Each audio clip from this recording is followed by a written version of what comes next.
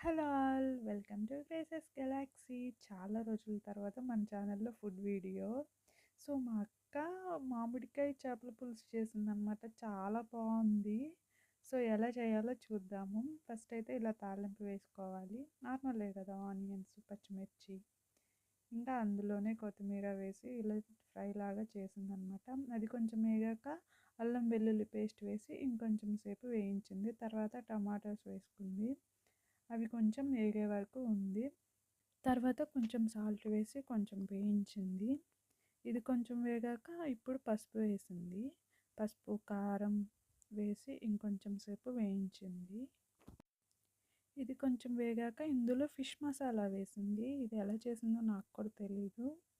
Fish masala వేసాక ఇంకా చింతపండు పులుసు ఇదంతా. ఈ చింతపండు పులుసు ముందే కలిపి పెట్టుకుందనమాట. నానబెట్టుకుంటారు కదా, అలా నానబెట్టుకుంది. ఆ చేపల క్వాంటిటీకి తగ్గట్టు.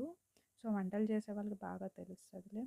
ఇంకా తర్వాత కాసేపు మూత పెట్టి అది బాగా మరిగాక, సో ముందుగానే మా అక్క చేపలకి పసుపు, ఉప్పు, కారం అవన్నీ పట్టించి పెట్టిందనమాట. ఒక హాఫ్ అన్ అవర్ పక్కన పెట్టింది.